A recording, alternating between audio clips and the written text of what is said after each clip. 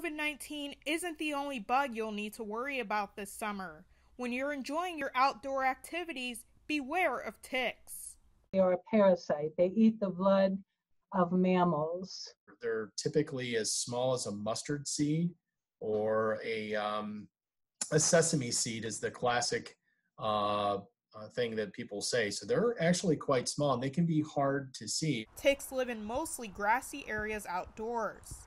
Usually in areas where there's grass, shrubs, wooded areas, or even your backyard. I've picked them up on a mowed lawn. Different types of ticks exist, one of which we commonly see in Pennsylvania. The big tick that we worry about is the deer tick. There are a wide variety of ticks. The common association with these deer ticks is Lyme disease.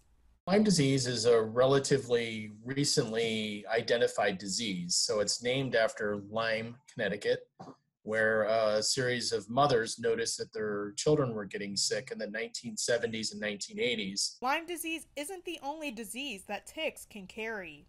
The deer tick is infected with the bacteria that causes Lyme. Other tick-borne diseases are Rocky Mountain spotted fever, anaplasmosis are common. Those are the other ones that you can see in this. Ehrlichia, that would be the other one that we see. One main problem with ticks is a lot of people won't feel the insect latch on or symptoms of a bite. Dr. Hutzel says some people can go months or even years without feeling symptoms.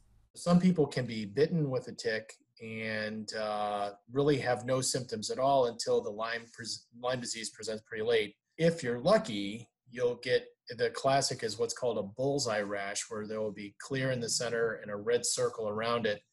And that rash does not necessarily have to be where the tick bite is. It can be almost anywhere in the body. That sometimes patients will develop a fever, headache, and joint pain. The important thing to do when outdoors is safeguard yourself, starting with your clothing. There are different types of clothing recommended to reduce the risk of a tick latching onto your skin, including things like long sleeve shirts and white socks so that you can see them easily. The best thing to do is tuck your pant legs into your socks. That's why you want to wear longer white socks, because you can easily spot a tick on white socks and light colored pants. Insect repellent is another line of defense. Use insect repellents. I brought a couple of them I just have in my office. So things containing DEET or natural ones, and that's showing it backwards. But insect repellents on your clothes. They do make clothing now with repellents permeated right in the clothing. You and your hiking partners should always check each other for ticks when you're done. The common areas where ticks are spotted on the skin is the lower back or abdomen areas of the body. They can latch on anywhere, but typically on the thorax. So often what they'll do is they'll attach to our lower extremities, and typically will crawl up and will literally go under your shorts, under your underwear. Often around the belt line you'll see them, but typically on the flank is where I typically have seen them the most. When removing a tick, there's a certain product that'll work best. If you smother them with something like petroleum jelly, or especially anything that has menthol in them, the ticks will back right out. People also commonly use tweezers. If you go this route, use caution. Typically, people don't get the entire tick out, and they'll have pieces of their mouth and their head inside.